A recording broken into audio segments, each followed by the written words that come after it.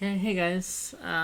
So this is going to be a Black and Layer commentary. So how I originally did it is I tried to do like a live commentary, but I noticed that like sometimes just I'll stop talking at certain parts in the video, um, particularly when things either get boring or when they get hectic. So I figured, and not to mention the whole run is like 40 some minutes, so I figured I could probably condense it a bit if I just looked at it like this and did like a review of like watching the footage, right? So I'll play it live. I might mute it. I'm not sure. There's some things that I say in here that I want to touch upon again, so those would be good reminders. But there's also like a lot of chatter in the video, so I'm not sure. We'll see how it goes. So first thing, I guess, to talk about. This is going to be for basically like priests, obviously. Just kind of like a look at how we do Black and Layer, and it's just kind of like intended if we have any like alts or anything like that that are curious about like what spells we use, how to heal certain bosses, what to do during certain parts of the trash, etc. So I'm going to try and go over all that. First thing I want to start with though is like world buffs. So this was a kind of like a parse run. As you can see, we only have like 34 people or 33 people. Or sorry, not 30, no. We have more than that. We have 36. 36 or 37 people. So it's like kind of a parse run. Most people are like world buff and have DMF is the idea. So it's like a DMF run, which usually go quicker than your normal runs because DMF is a big deal for the DPS because I think it's like a 10%. It's like just 10% of your damage, which is crazy. For healers, it's not really that insane. And I'll actually go over the DMF healer buffs now. So like as a healer, I'd say you either get int, spirit, or stamina, right? Now, intelligence, or sorry, you're not really going to get spirit on probably a shaman, right? You'd probably just go with int, same thing with paladin. But as a priest or a druid, you could get the spirit buff. I personally just get the int because it's such a small, I think it's like 10% of the base stat, and I feel like just having 30 spirit, what do you think it comes out to? Around 30 spirit or 30 int? I think those are the numbers. So having like 30 spirit versus 30 int, I just find that, especially in a run like this where it's not a speed run and we might actually have some time to drink and remax on your mana, having the extra 30 int is just going to feel more impactful than having the 30 spirit. You can also get the stamina buff. I'm not entirely sure how that scales with the rest of your stuff, but that may in fact be like one of the better buffs for healers, to be honest. I'm going to try it one week and just see how much HP I end up with. The thing is, like, if I'm fully buffed for a raid, I typically have around 6.5, 7k HP. That's no Titan's Flask or anything like that, and that's without the HP DMF buff. So that leads me to believe that the HP DMF buff is pretty much overkill. It's probably going to be in most situations.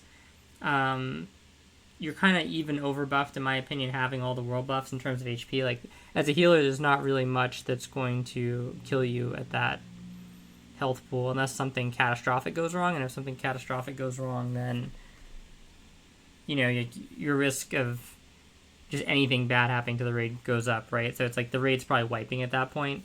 So yeah, I typically find I don't really need that much health, and I would just prefer to go with either the spirit or the int buff. So right here I have the int buff. In terms of, and then I'll rate them from like importance, right? So I think one of my favorite buffs to get is rallying. The 10% crit, 2-hour duration, just make it like absolutely insane. Crit, in my opinion, not super good on healers usually, right? But that's because when we're talking about crit on gear, we're usually talking about like 1% crit here, 1% crit there. And if you're actually going out of your way to stack crit items, a lot of those crit items in some cases will actually have like there's an opportunity cost to stacking crit, right? Some items you basically get it automatically, like if you're running a benediction still, but for most items there's an opportunity cost there, and I find it just not to be worth it when you're comparing it to things like plus heal and MP5. But this is basically all world buffs are like free buffs, right? And 10% crit is pretty large, and especially when you combine it with the DM, what do you call it, the Diamol 3% and the Songflower 5%. Now you're looking at like 18% crit just from world buffs, which is kind of insane. That's like more than your normal crit, basically, right? Or probably going to be on, or at least like on par, because it's 5% base crit. You're probably going to run around 500 int or so when you're at my gear level, so maybe 600 int. Especially like when you factor in having all your world buffs and stuff like that.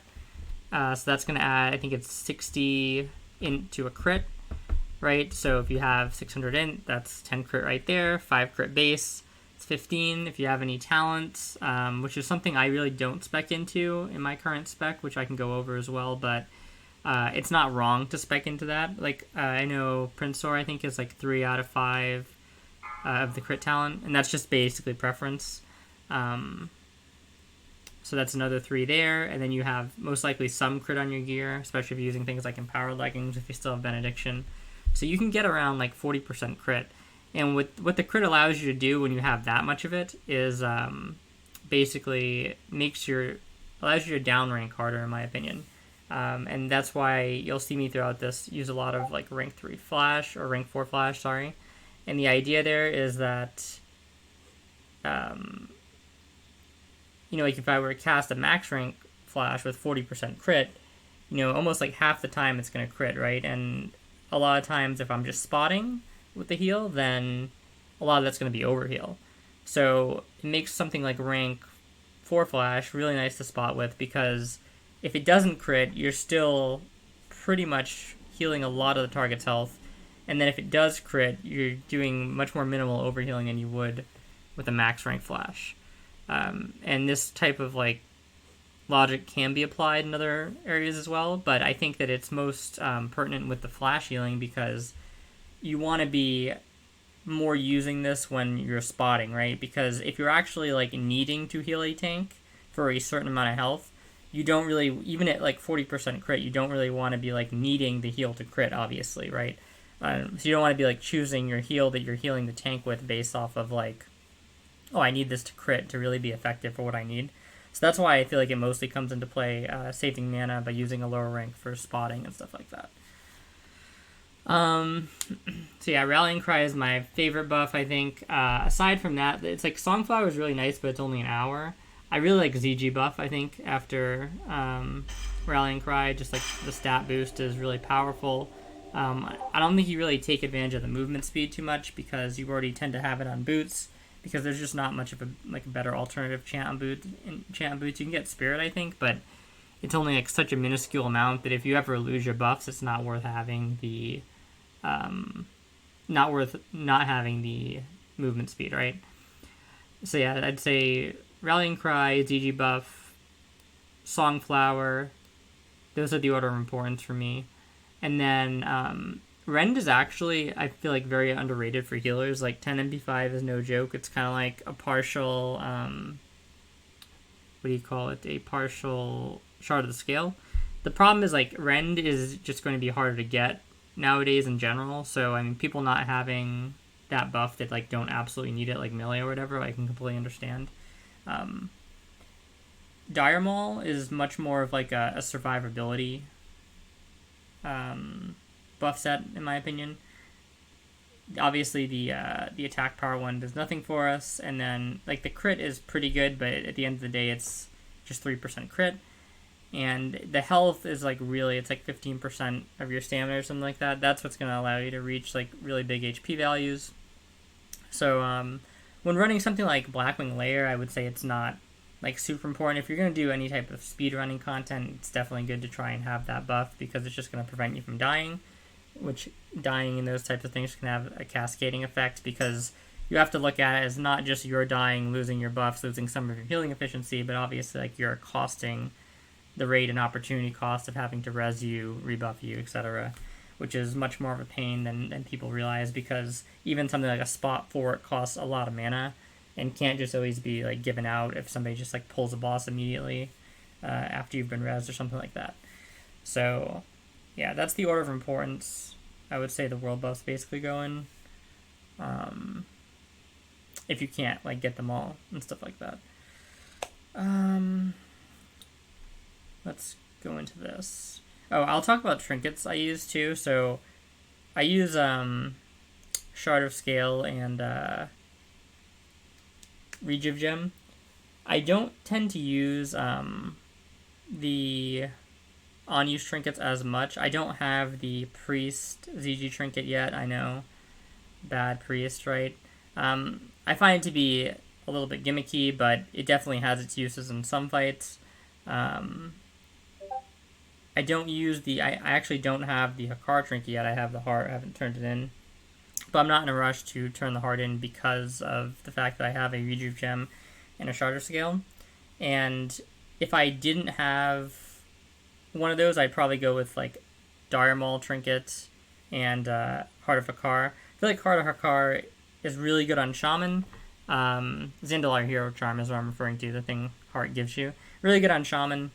Because Chain Heal is like super efficient in terms of like the plus heal ratio, and it hits multiple people, right? Not as good on Priest a lot of time, maybe for an Alliance Priest, where you're allowed to use prayer healing more, but I feel like on Horde Priest it's not terribly good, but you know, if you don't have the trinkets I have, which they are pretty rare trinkets, I think that would be a good starting place would be Heart of Hakar and the DM trinket for sure. So there's also prayer beads you can get if you're having a hard time getting access to Heart of Hakar, which is basically just like a worse Heart of Hakar. I used those for a while. Before you have like two really solid trinkets, part of the reason why I don't trinket swap so much right now is because I feel like my trinkets are both really solid, and every time like I remove Shard of the Scale, essentially, you're losing that huge MP5 tick, right? So you have to really think about when you want to swap trinkets in with my build, whereas when you just have worse trinkets in general, it becomes a lot easier to be like, oh, okay, I'm going to just swap my unused trinkets in and out every time. You know what I mean? Because then it's like if you're swapping your Heart of Hakar in and you can't get out of combat, like when it goes on cooldown to swap it out with something else, with your static trinket, it's not as big of a deal to you because you know, your static trinket's not that good anyway. So that's kind of how I look at it. The better your trinket slots, like the more I'm going to be hesitant to swap them for things. Like even when I get the ZG trinket for Priest, I'm probably not going to be like swapping out willy-nilly, you know what I mean? Because you can just, especially in a speedrunning situation, because in a speedrunning situation, you're just going to be running from pack to pack. And sometimes it's actually hard to get out of combat. Even though Item Rack has a thing where you can queue it up, which is really helpful, but sometimes combat in this game is really funky, so. And that's probably enough rambling. I should get into the actual run here. So I'm going to lower the volume. I think, I'm trying to think if there's anything pertinent to really show about Razorgore. So one thing about Razorgore is like, especially if your guild's DPS is kind of low, or something, or if you're in like a pug, you're always going to want to maybe keep a shield on the person that's controlling him, because if they take damage, it breaks the channel, right? So that's just something people should know about Razorgore in general. We don't really have issues with that anymore. So this fight is like super simple to heal. You can get a lot of drinking in the center. Basically, whenever the ads are cleared, you can just drink to your heart's content. You can get out of combat most of the time, I would say. And that means that if you really want to go ham on this fight and try and like cheese for overall or whatever, you're going to be putting out a lot of shields at the start when you can drink. There's not a lot of damage that goes out in this phase in general, so the preventative shielding really helps. And you can get a lot of shields out in the beginning and then just drink and then get more shields out. I didn't really do that here because I'm not just really trying to like meter cheese at this point, but you can see me just like spotting. This is pretty much all rank 4 flash, I believe. So there's pretty much nothing going on here. I usually play middle because you can just easily roam around and hit all the sides. Obviously, if you're a shaman or something, you're going to need to play with your warriors. As you can see here, I PI'd our mage just for a test because he's not going to use it in this phase, and it's going to be back up for Veil, which I think he wants. He didn't want to use it on Razorgore. So in a case where I'm not going to be using PI on the mage, like right off the bat or something, I like to just use it as a test. Like usually when I get an REQ, I'll set up my PI assignment macro and then just use it immediately to make sure it targets that mage. And then I have a weak aura for PI, which I can share with anybody that wants it. There's that weak aura that a lot of people have in our guild too that PMs the mage, which is also good. I have both of those right now, and it causes a problem a little bit later on in the run, but I'll mention that when I get to it. So yeah, I'm not going to really go through this whole fight, I don't think. Let's go to like the part where Razor pops. Okay, so there's only like 3 eggs left here.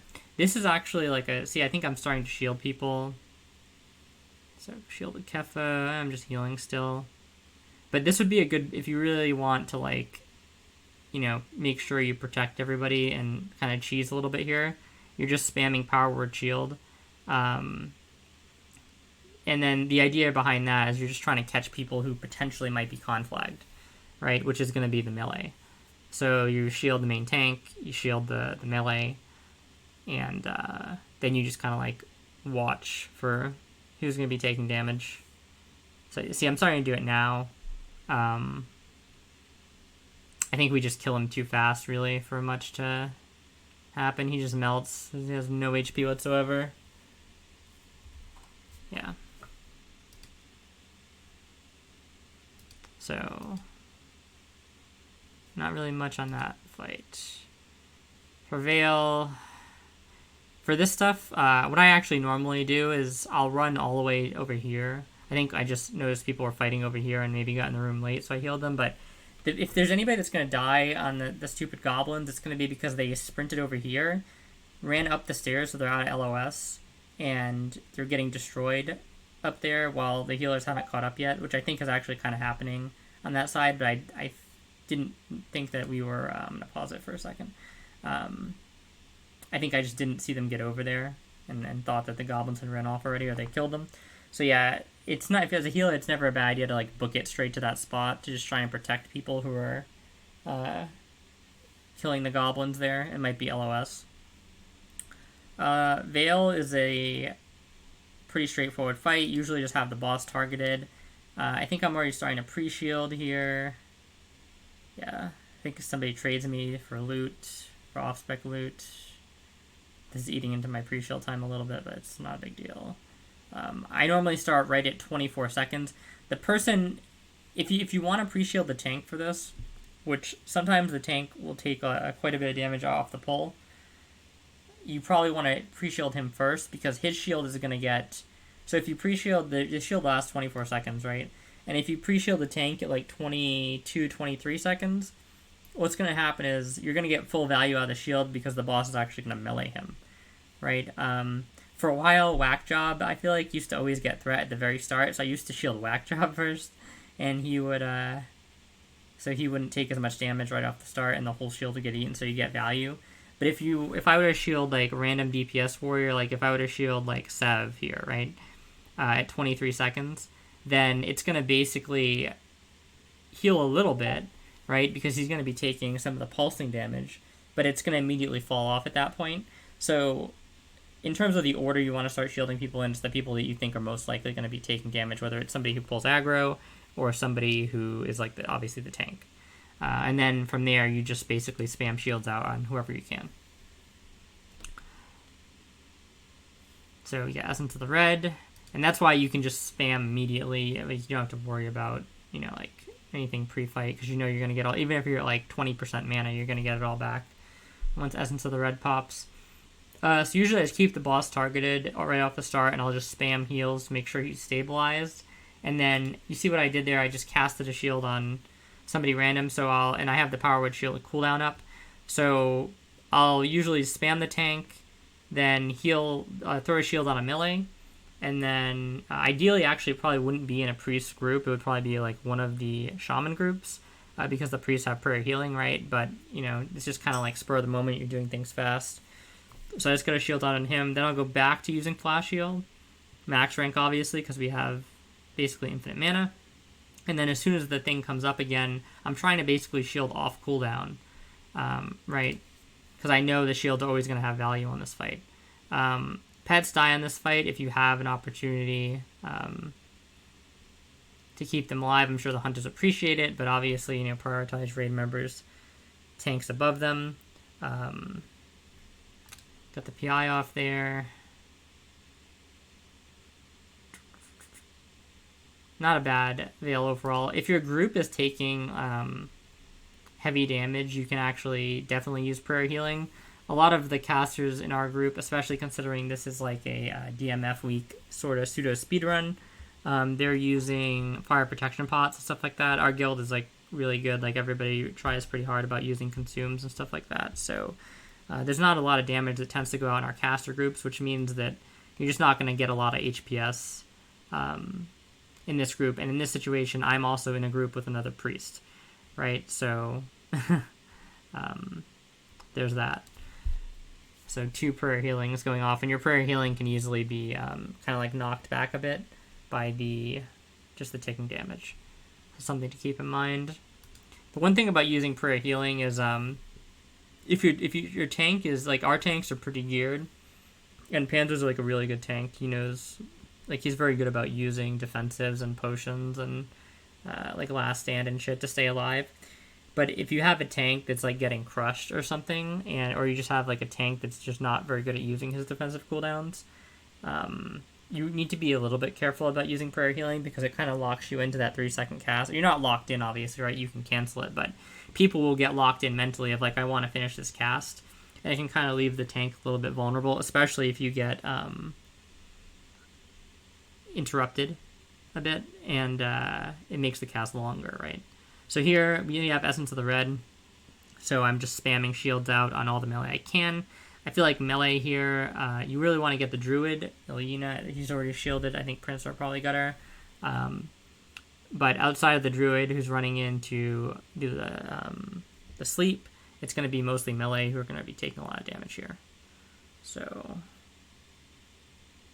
this is another situation where, since we have infinite mana, the ideal play is to throw a shield down pretty much whenever you can.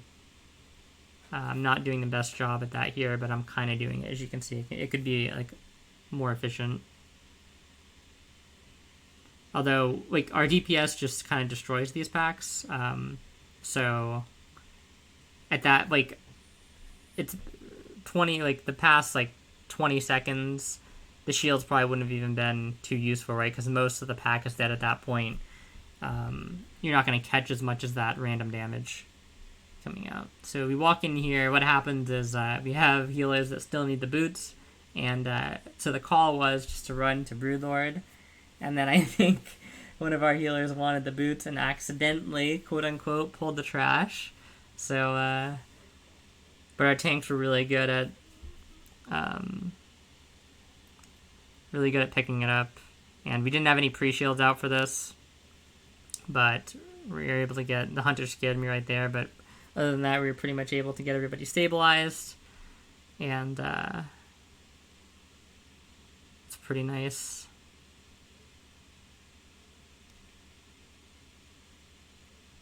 I think we can probably move on here because this is pretty much cleaned up. Okay, so it's suppression room. So depending on how well you did in the other room, you'll still have Essence of the Red sometimes here. Like if we were doing a speed run, we would certainly have it. If that's the case for you, just continue to go with like the flash heal, shield, right? That's pretty much like the rotation, you could say. You could maybe get in like 3 flash heals. Technically, I think it's like a 4-second cooldown on the shield. The flash shield's a 1.4 second cast, right? So you'd be like a little bit over. So you could either do 3 flash shield, or 2 flash shields, wait, and then shield. Either one of them works. And just try and be... You're just kind of like predicting who's going to take the most damage. In this, it's the melee a lot still, but the mages are now starting to take more damage, right? Because they're using their AoE on the whelps and stuff like that. So if you have like high DPS mages you know that are going to pull throughout in the whelps, then just go ahead and cast shields on them, basically. I think I mana pot here. This is the first mana pot. Yeah, I mana potted. You don't really need to mana pot here, but I have like a bunch of gold, so I just usually tend to mana pot kind of aggressively. But as you can see, like, we're pretty much fine, right? The main thing here is you don't want to lag behind. You want to stay at least in the middle of your group. Because if you lag behind and whelp spawn on you, it can be kind of a problem. As a priest, you actually have a lot more tools to deal with that than if like a shaman were to be back there, especially if your nature swiftness is gone, but still, it's not a good idea. So this is where you'd usually like drink. I think I'll probably drink a bit here. I'm gonna put the volume up a little bit. So this is a situation, this particular part of the room, I feel like it can be kind of rough with flame strikes, because sometimes you'll try and like go in that cubby that's behind there, or even in this cubby. If you pull quite a few of the guys who flame strike, you have to be careful about not standing in it, but we did a pretty good job here. There's not actually a lot of damage going out. So let's get to this. Okay. So this is like where you'll basically kill the whelps, drink. I think I'm spamming drink, but because the game hates me, just never gets out of combat. This is where I'm just applying some buffs. I think I put my mana oil on. If you're doing Blackwing Lair and you're really trying to skimp on consumes, or not even really skimp, but like, you just really don't need consumes for the first two bosses, because Veil and the Trash after, you pretty much have infinite mana, and the first boss is a complete joke, right? So some stuff like that's going to be like shorter cooldowns, like the Wizard Royals and stuff, you can apply them like around here, or maybe like a little bit sooner.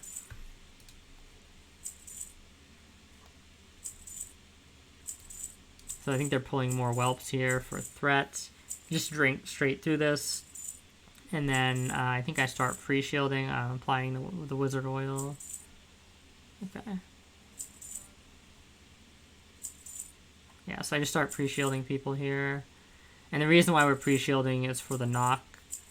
I think, see, if you look at the, there's no timer for the Mortal Strike, or there's no actual timer for the knock. It's just kind of like random. So it's like, is this shield that I'm putting on beforehand going to be effective? Kind of, maybe. You don't really know.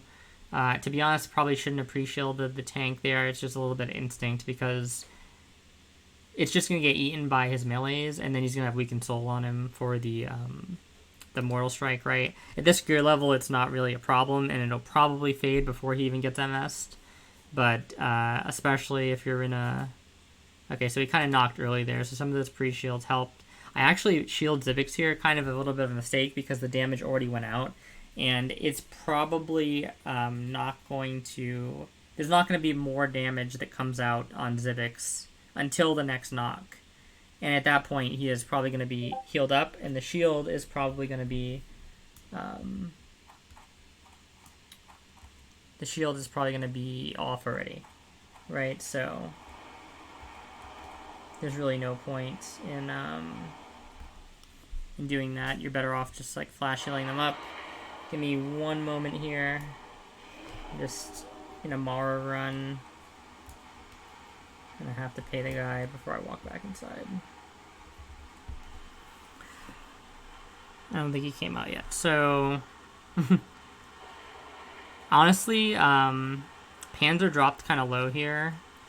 I'm not assigned to the main tank on this fight, I believe, but I should have honestly been on him here. The thing is, like, usually I'll just heal target to target when it comes to the tank on this fight, because it is a fight where there's tank swaps. So it's fairly easy to see right away when Broodlord switches targets. But yeah, he's a bit low there. He's going to come up immediately. And then I missed Nigel's PI here. And I think it's because I'm waiting for the electricity sound I have for my macro. But then I also, I hear that other weird sound. And he spams me here again. I don't know why I don't. I mean, I guess I just missed it, right? But sorry, Nigel.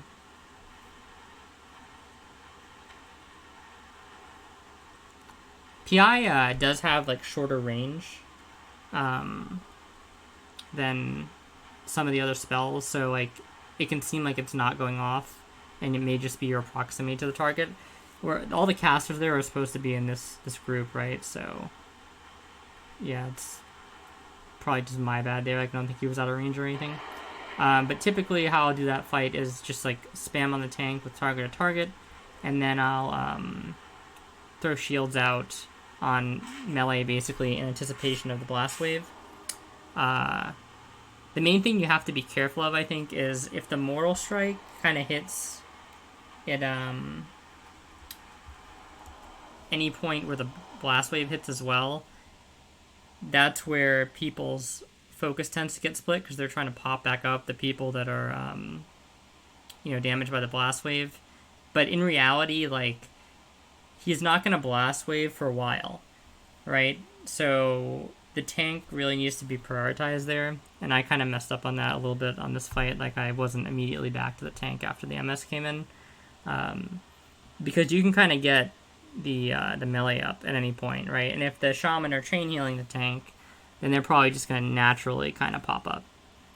But yeah, I just didn't realize he took like a really big Mortal Strike. They actually, our tanks are so geared and the fight is so short that there'll be fights where they don't even take an MS anymore, and then there'll be other fights where they take an MS and it hits for like a rather low amount. So we usually keep all the debuffs up on the boss and stuff like that. So probably just got a little bit caught off guard there. He took a big one. So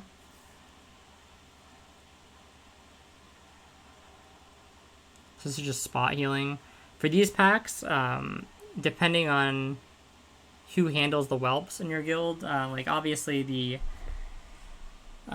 mages are going to be best suited for that, right? But you have a lot of melee that pull threat in here, so if you notice, I am going to be spamming melee a lot.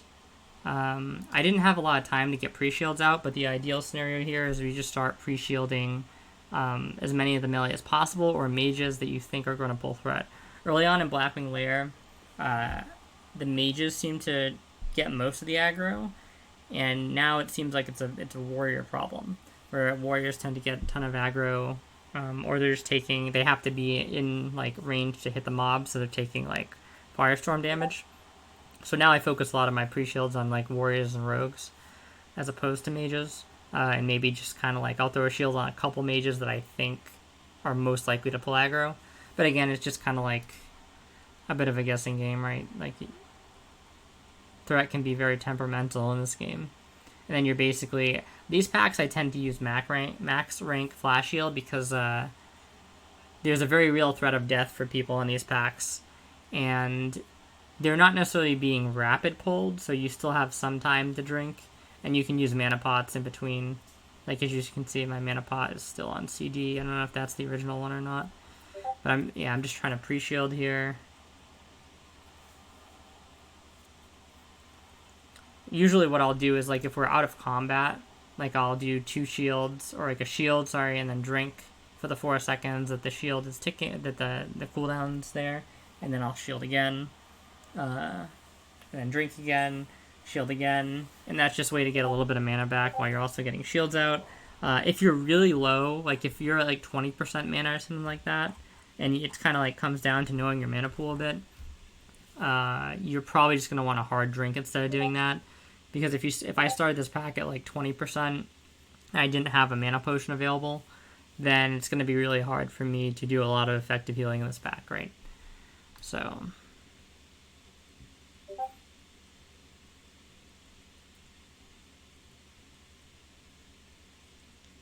there's also dispels that go out on this fight. Like, as you can see, Helgor had one for a bit there, and he wasn't taking any damage. So it's not, like, in a situation like that, it's not the most important thing. Like, a random DPS gets dispelled if, like, somebody else looks like they're going to die, or you need to do a clutch shield on somebody else.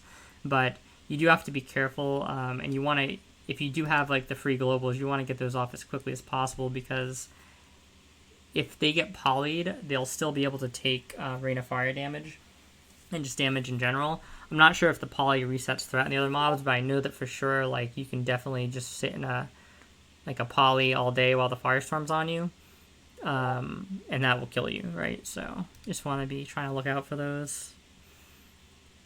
But obviously, it's kind of like a priority system, right? Where a lot of people are popping up and down here.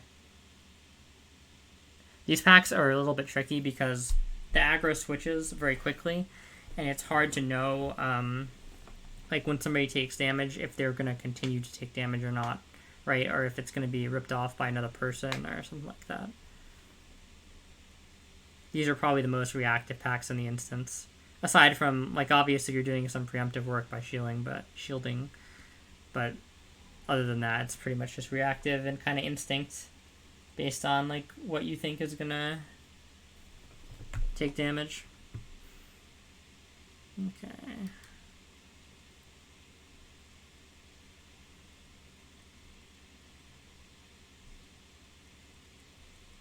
Just another pack. Got the cleanse off there.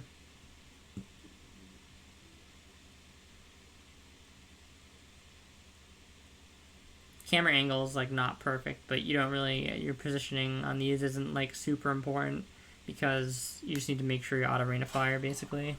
Oh, here he is. He finally, let's come back. Okay. So now we just chill. Let's see. So, what am I doing here?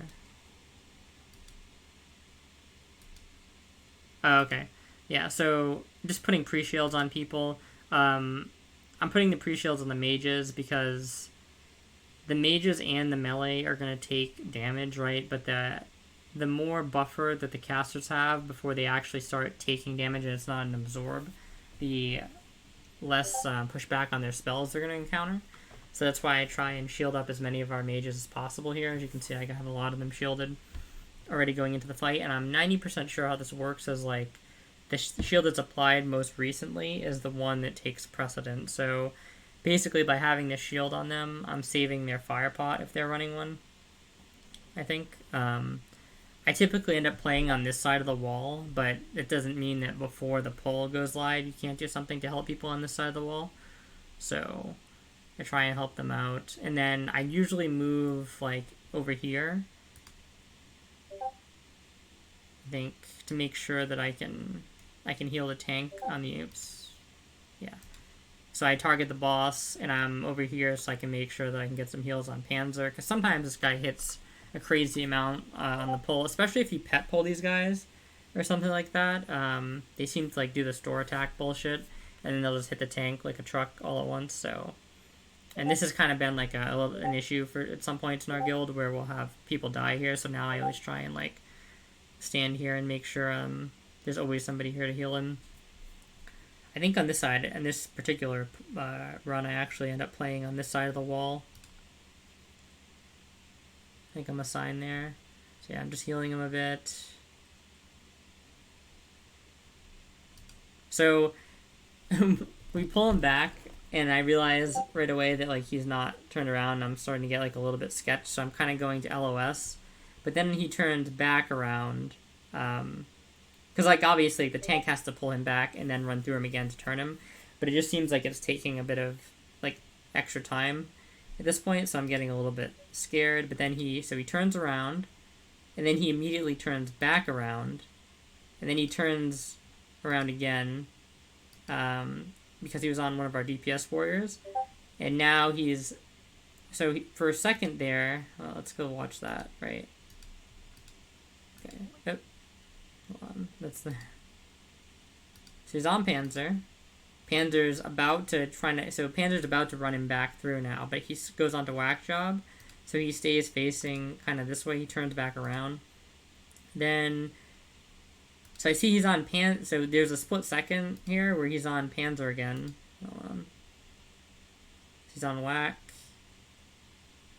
So he's on Panzer, but I didn't, so I had seen the Panzer thing, so I start moving back out again, and then he turns on to Sev, and then immediately starts Shadow Flaming, which is honestly pretty unfortunate, although to be honest, he hasn't Shadow Flamed yet, right? So it's like, it's kind of like bound to come up. So I'm kind of caught out here in no man's land, and I see, like, I'd already started running out.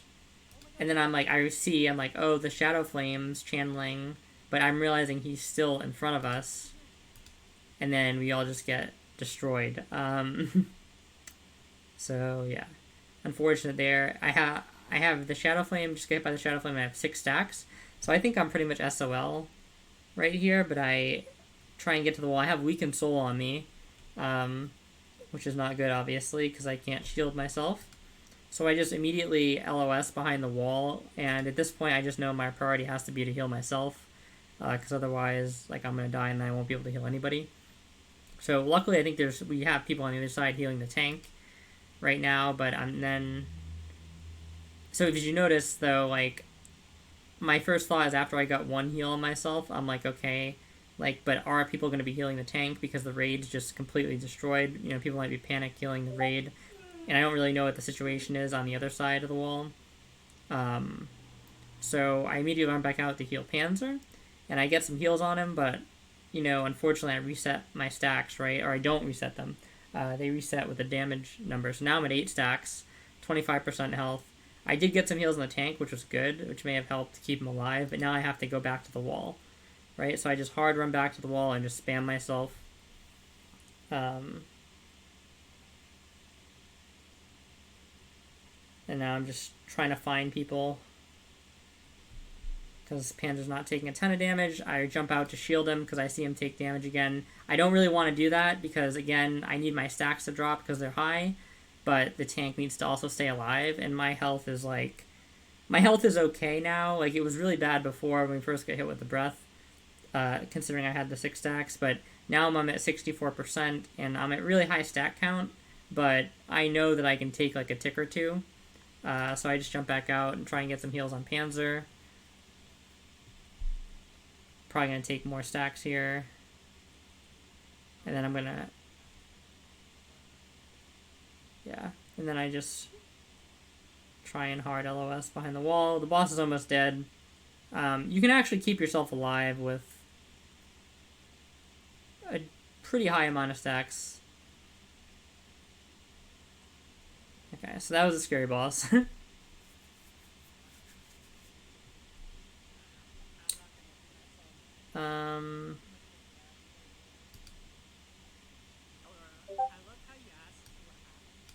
This is why I just meme on Elro a little bit. Sorry, Elro.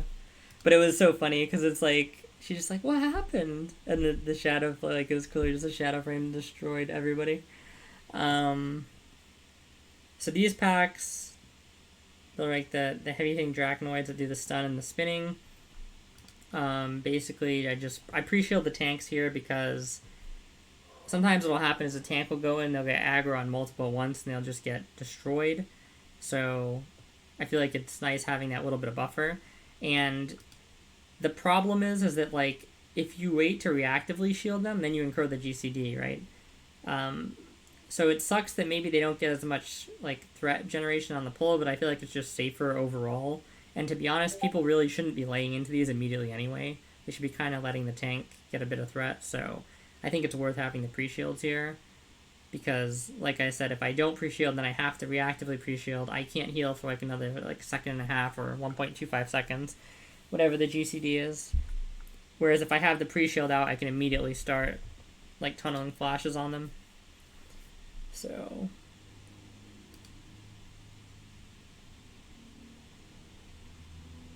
I think yeah, so I have a bunch of pre-shields out here, and then I'm just healing a Hunter who took some straight. I think he may have just not gotten healed from res. Sev just got destroyed there. I kind of... See, Ima got hit, and I shielded him. Took, like, a big hit. And then Sev got destroyed, and I was trying to shield him. Well, I started with a flash shield, because he was a little bit chunked, and then he got hit even more, so I tried to swap to a shield, but I was still on cooldown, so it was a little bit of a mistake by me. I should just let the heal go through. I think I actually mentioned that in the live video. Yeah, I should have let the cast go off. So that was a mistake. I actually canceled the cast. Trying to shield, which would have been the right play, assuming that the cooldown was off. But sometimes you just don't see it. I think there's been like a version of the game where I may have played Priest where you could just like there wasn't like a actual cooldown and you casting the shield. Like obviously Weakened Soul is still there, but so these packs are usually if like threat isn't a super issue, then the packs usually go fine. If the mob just starts roaming around, then it can be kind of rough. This is the little alcove we do the LOSing. Again, this is just dispel there. Trying to get as many pre-shields out as you can. I think I thought I hit PJ there because I moused over him, but I didn't actually get the dispel off. Maybe I think my cursor left him too quickly.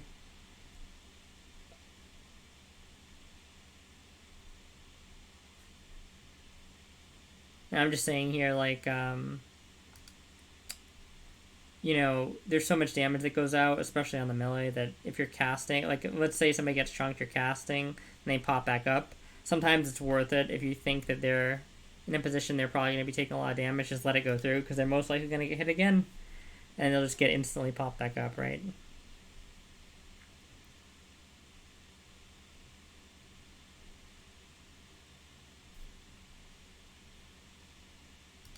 I didn't have my Zans on because I'm a noob. Again, trying to just get more pre-shields out.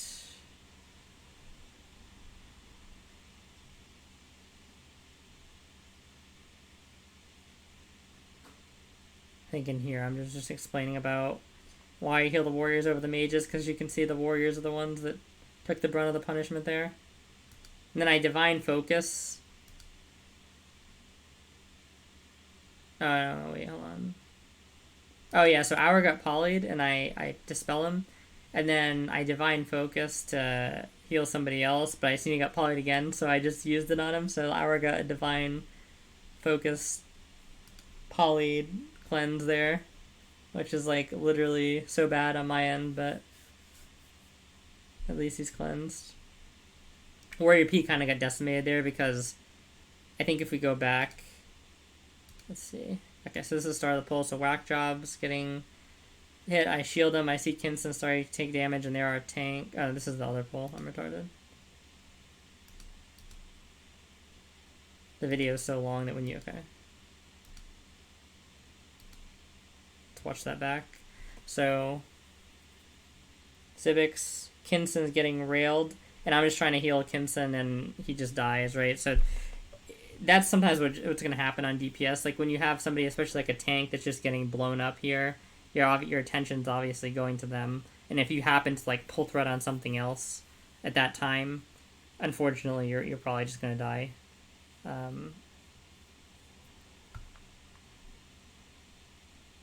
Like, that's what happens when it's, like, kind of like yo-yo aggro and stuff like that. I think I may have missed the PI there. I'm talking about that right now. So I'm going to change that in the future. I think I'm going to remove that other macro, so I just have the one that I'm used to. Because the sound of that macro, or I'll change the macro to the same sound, is probably what I'll do. But right now that sound is like overriding the sound I'm used to hearing. I think, so it's kind of fucking me up a bit.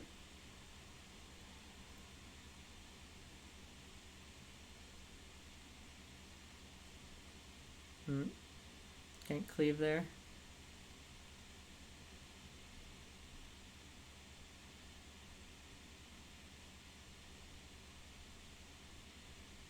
You'll notice too, like, sometimes my mouse, not so much in that little block right there, but just in general on these pulls, you'll see it, like, mouse over somebody and then go back to the center of the screen immediately, like this, and then go down and heal somebody else. And the reason for that is, like, I'm usually kind of, like, trying to adjust my camera a little bit while I'm casting, because while you're casting, you can't do anything, right? Well, you can obviously move if you want, but, like, assuming you're intending on letting the cast go through, you can't do anything else while you're casting, so that's like a perfect time to like adjust.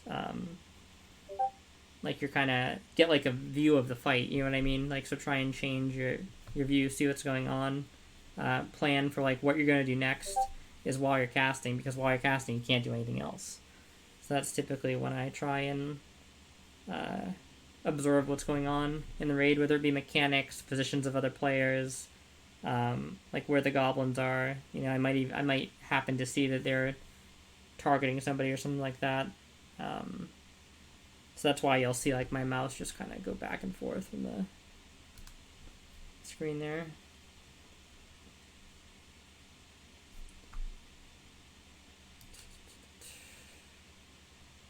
Just more pre-shields, it looks like.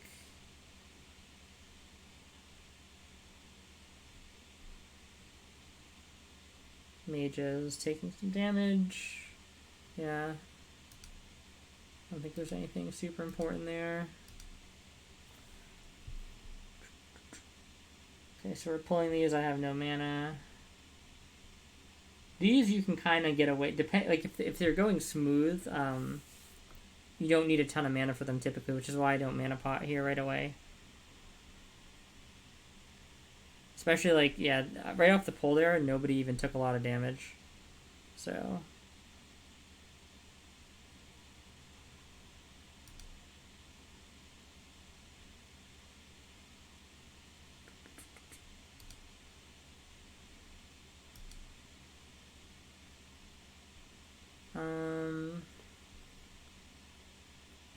Yeah, and this, I always shield the tanks on this because I think we run up.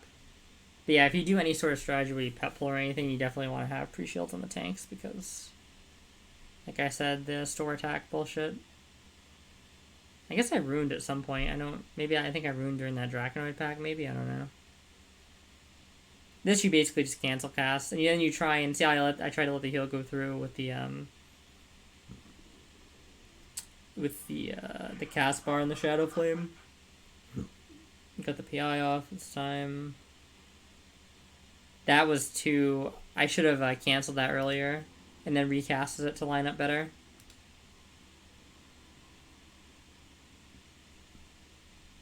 But you're not going to get like everyone necessarily.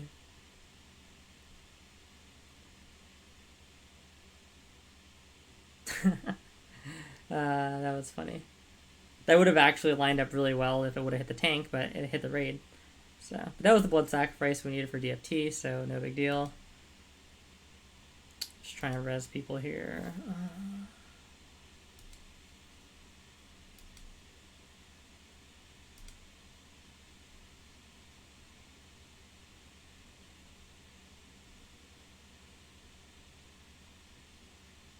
He asked for a PI there, but this is the cool thing about the macro is it actually tells them like when it's going to be ready, so he knows that like he's not missing it here. Firemaw, like if he is not tranked, I think immediately he does like the AoE pulsing damage. So sometimes you'll do a little bit of AoE healing on this. Once he's tranked, he doesn't really hit too hard. So the only thing you'd have to be really wary of is like if he wasn't tranked for a bit. And he's doing the pulsing damage, and then you go to prayer healing, and then he starts to Shadow Flame or something, then your tank could be kind of vulnerable, but most of the time, you see we just try and time it with that. I don't think it went off perfectly. I think it actually kind of did. Then I just hit the prayer healing there, because I noticed a little bit of taking damage that goes out. But it's not even really necessary, it's just like to top off, right? Trash loot. This is me, like, for some reason, forgetting the stats on the ring, and, like, debating... Because I thought I was up for that ring, so I was trying to decide if I'd pass it or not. And I was like, oh, I need this ring. And I looked at my rings, I'm like, no, I definitely don't need that ring. But it didn't matter, because I think it was Chain's ring anyway. Just same shit as the other pack, basically. This guy... If you want to... See, they're going to have, like, an initial position, but then depending on if, like... the tank loses aggro because of the spinning and stuff, they might run to somebody else. So you kind of want to be in a position where you can easily move away from them, even if they move from the spot. Like, that guy came kind of close there, and when they stun you, it can be kind of bad. That's where tank deaths can occur in this. It's pretty much if you get stunned as a healer. So, like, right now, we're in a pretty good position because we can heal everybody in the raid. You can see there's nobody out of reach in our raid frames. And if one of these guys moves, we have, like, plenty of time to react. Right now, Kepo's out of range. Kinson. But they're not really taking much damage. I walk forward a little bit to adjust my position. I think this guy dies next, and I think this guy changes position and actually ends up stunning me a little bit. I don't know, maybe not. Maybe it wasn't that one. I don't know. Chromagus. Okay. So don't have a ton of mana for this fight, but you don't really need it. Pre-shielding the tank just in case any shenanigans go out with the multi-hit. He actually gets kind of chunked off the start there. I think Tanaka was just tapping there. So how I usually play this fight is I'll just stand like in the middle of nowhere here. Like, see I'm out chilling in front of him. The reason for that is I can, I have LOS and everybody in the raid. A lot of guilds will do like melee dispels and they'll do range dispels. Completely not necessary because the range, if you're in range group, you can just hit all the dispels. It's actually like having a healer back there is probably more of a pain in the ass because like they have to do the LOS behind the specific wall with the melee, whereas if you're out here, you don't even have to LOS, which I'll show you in a second. Well, you are LOSing, but you're not like, you can still heal everybody. So this blue shit comes out, trying to get that off. I make a mistake there trying to target the melee, because like usually I would just get it off the melee if I was standing out here, but I had to come back to the wall because the breath timer was close. So I was just trying to like take it off the melee, and then I realized, oh yeah, I'm not in position to do that. So a little bit of wasted time there. I think this is Lox just tapping. I think the melee may have got hit by the breath there or something, I don't know. A couple of them, but then as soon as this happens, I run back out. Just start free casting again. It's kind of a long time between breaths, so there's pretty much no reason. Just healing the tank, and then I'm just getting some cure disease out. Yeah, I leveled. Okay, so for the breath, frost breath 2.9 seconds, right? Is that what that says? Oh no. Okay, so this is the incinerate coming. So there's some people you can see like they run, they're kind of like LOSing behind this little pillar right here. You don't need to do that. I'm like right here, I think, at this point, and you just run, you just make sure you're flat up against this thing. And as long as the tank has him in the right position, you have LOS to heal the tank, and pretty much all the range players. So you don't actually have to like get behind that little cubby or anything like that. Looks kind of scary because it looks like you're out in the open, but you're actually completely fine. And the good thing about this position is that, like, if it's a breath like Incinerate, you can immediately pop the tank back up. See, after he gets hit. The timing of it was off there. That's what I'm complaining about, I think. Like, so like, I think usually what happens is, like, so you'll see the cast bar, or I don't know if he even has a cast bar, if it's just, like, it says he's doing Incinerate now, and then there's like a little bit of a delay, and then it'll come out. So keep that in mind, I guess, if you're trying to like time the precast. Just cleansing. He hits in rage, but it doesn't even matter because he's just has no health. So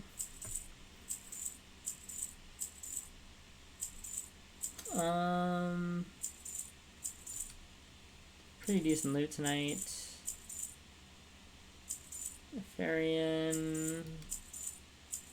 So initially you'd be thinking like, okay, you play mid on this fight, but the problem with playing in mid is that, well, it depends, right?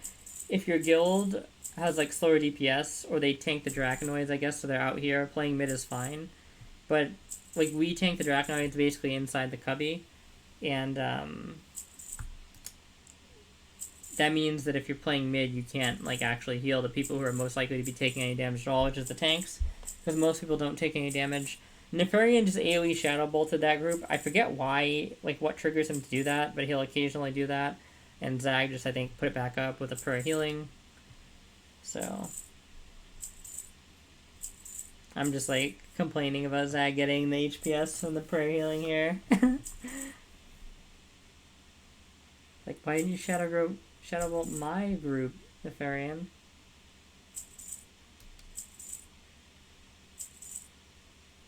So nothing too important here. If you want to like choose HPS, you just find the person Nefarian's targeting, basically.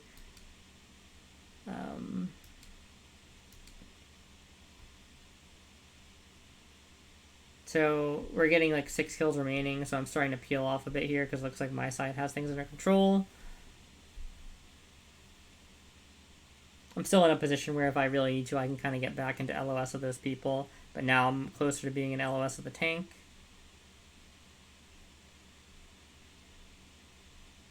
I think I'm out of range of those people. So now I see Nefarians coming down. If you really wanted to cheese HPS super hard here, what you would do is...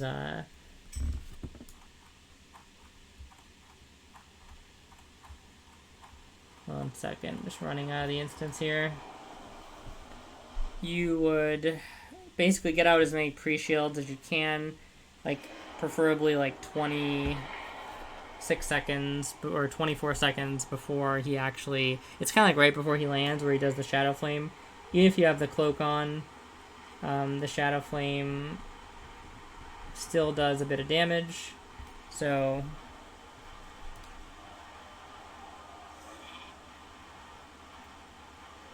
Okay, he's typing in... My carrier is typing in Chinese here. I don't know what's going on.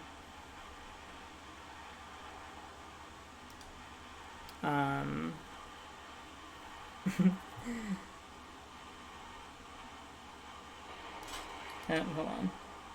1 second. Just want him to reset this before the horde kills me. Did you reset the instance yet, please?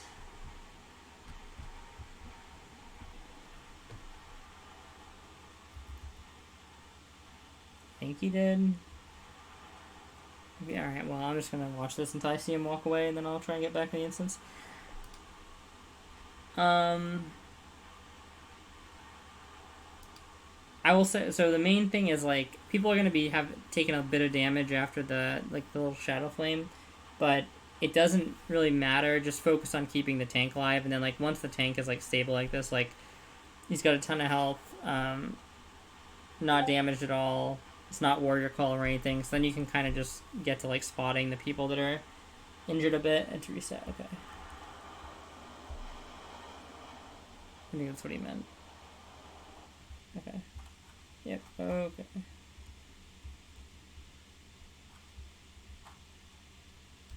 I'm not the group lead, am I, or something? No, okay. Let's reset. Yeah, so then you can start getting people up.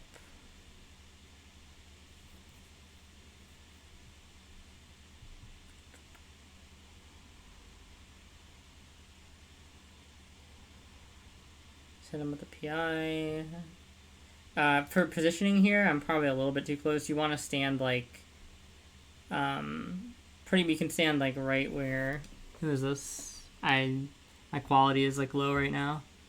It's Boozy or something. Yeah, but they're standing in the right position. I back up a little bit here. You don't want to get hit by the fear, and you can still heal the tank in range of not getting hit by the fear. The only time you want to be close, which I think you'll see in a second. So yeah, the fear goes out, didn't get hit by it.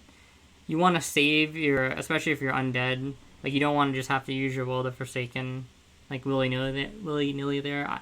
Actually, like, if you accidentally get feared and the tank is not in danger, I wouldn't even use Will of the Forsaken, because there's probably going to be enough healers to cover for you. Keep Will of the Forsaken for when... something I wanted to mention this. So Helgor there, I think he either got cleaved or he took damage from the breath, but... See, I started to flash heal him, and then somebody put a shield on him. I understand the reaction for the shield, but probably unnecessary because we know he's not going to be taking any extra damage after that point, right? Which is why instead of immediately reacting to shield him, I just flash heal him, because there's not going to be any follow-up there, basically. So he just got lucky and survived whatever hit him, and he's going to be fine. So just cancel casting here. Gonna be not time with the breath, unfortunately. I think I still get some healing off on that, but at some point it becomes a mage call.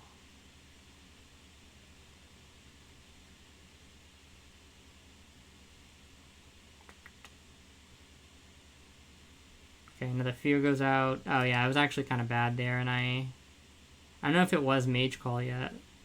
Let's see. That may have been why I came closer. Or it may have just been a mistake. I think that I'm turning the volume up because think a mage call. Oh yeah, so mage call. Okay, so yeah, at this point we want to be close so we can. I got feared, then I immediately tried to cleanse him. The fear actually came out right when the poly went off on him, so that was kind of unfortunate.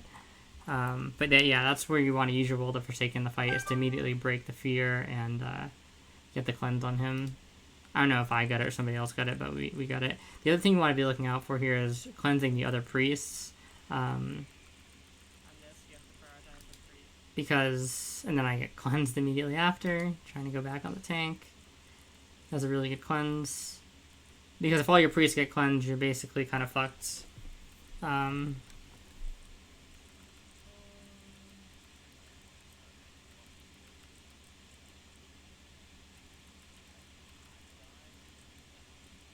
to get as many dispels as I can off.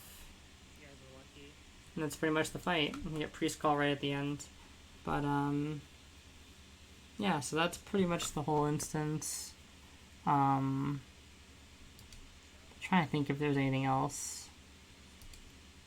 I can talk about the spells I use in general. I know I talked a little bit about that at the start. So aside from the rank 4 flash and the max rank flash, which you see me using the vast majority of the time, you always use max rank shield, because pretty much the purpose of the shield is always going to be you're casting it before the fight where you have access to drinking and more mana, so the mana cost doesn't matter there, right? And you're trying to get the maximum preventative benefit, or you're trying to like save somebody, right? Where again you want the most possible HP buffer, so you're pretty much always going to want to be using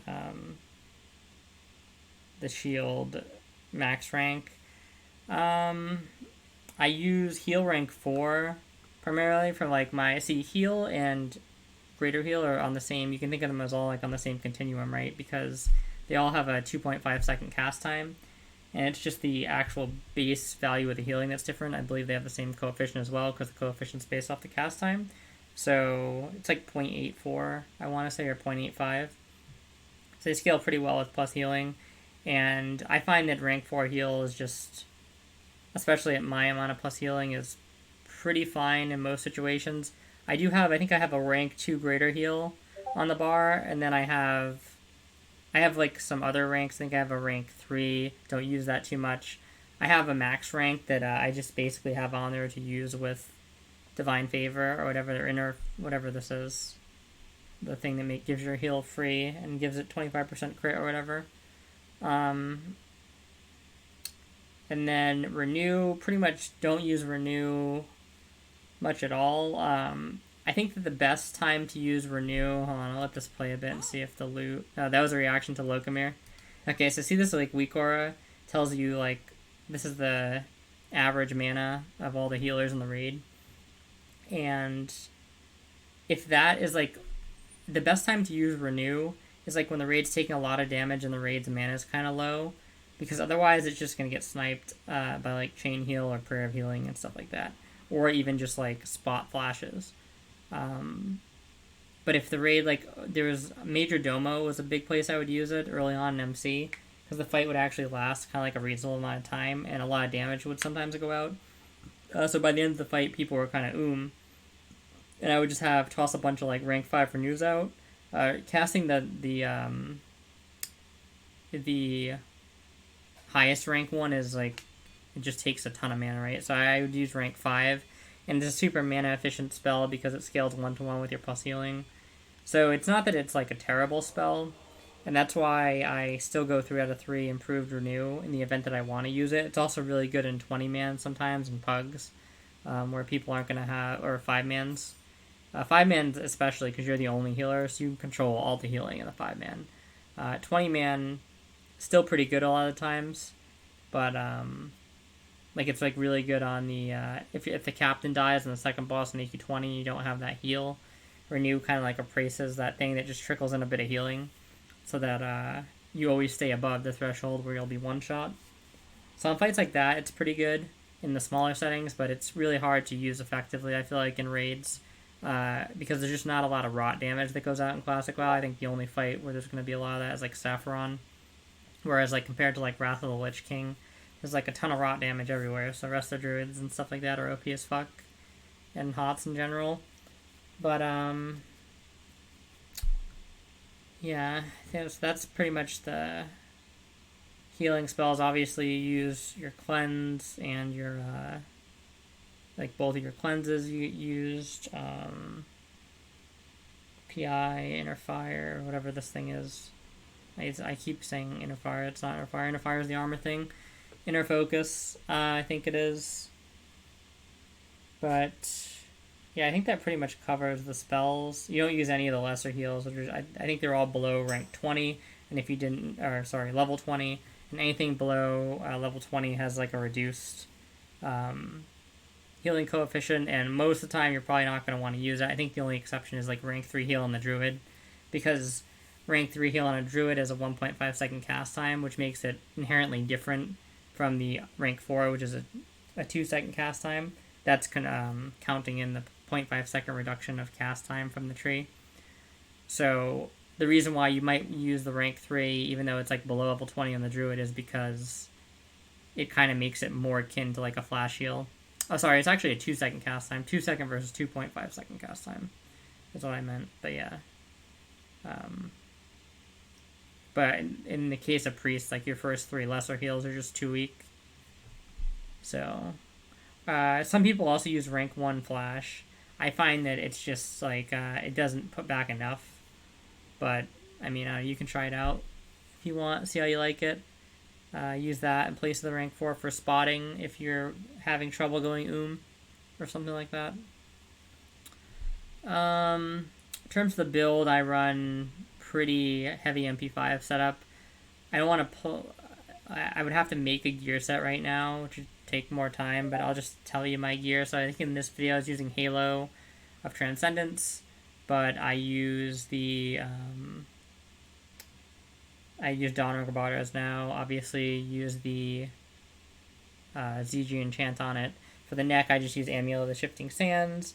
I use the Transcendence Spalders and the Transcendence chest.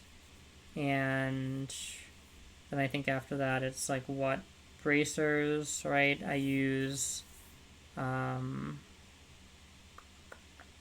actually use tier 1 bracers, because I run 3-piece tier 1 at the moment. I feel like you should run 3-piece tier 1 as long as you can get away with it, because some people use like the ZG 2-set, which isn't like bad or anything, it's just like an alternative option. And people are going to argue, you can make an argument either way, I feel like, but I just prefer the 0.1 second reduction on flash heal to a little bit of extra plus healing. But if you prefer the plus healing, feel free to use some of the ZG stuff.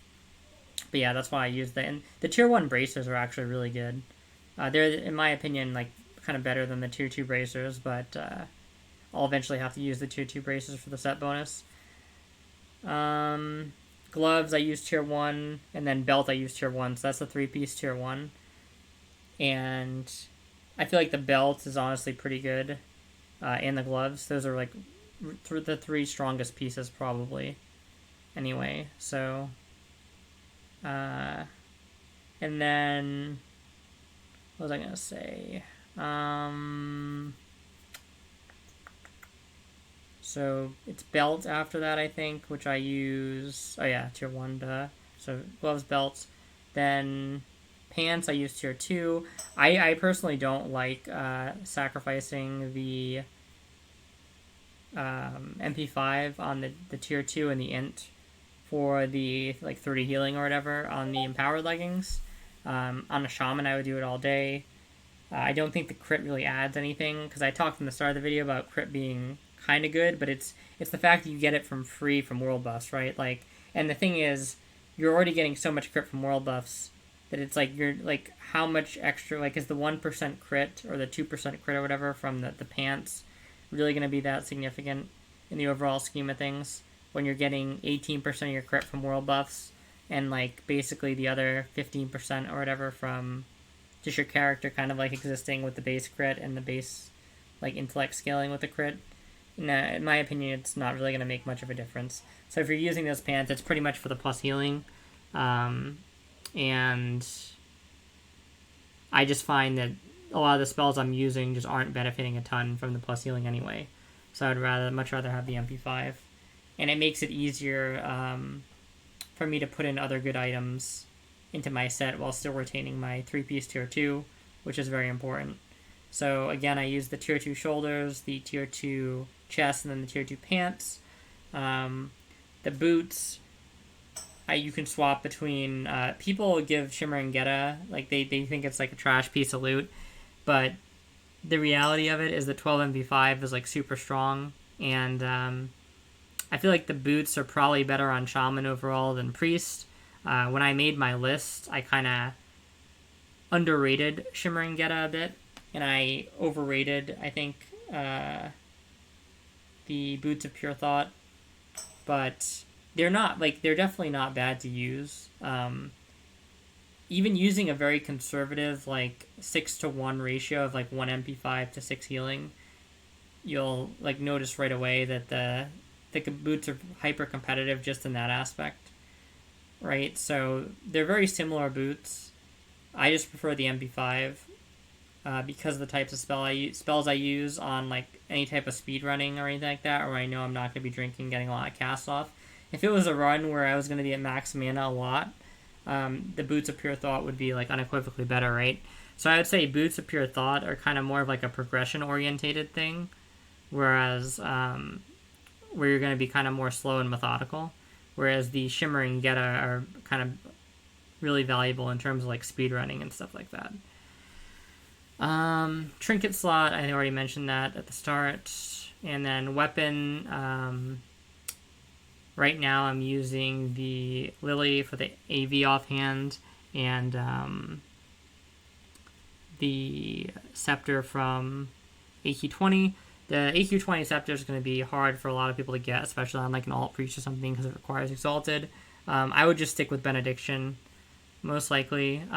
If you did get the Scepter and you wanted to use an offhand, I think the AV one is probably best, but there's also, I think, if I could really choose between the AV one and the badge one that you get from the revered Cenarian Circle, like, combat badges thing or whatever, I actually think I prefer the Cenarian Circle one, but the difference is, like, so small, I'm not going to go out there and, like, farm it, because it's, like, such a small difference.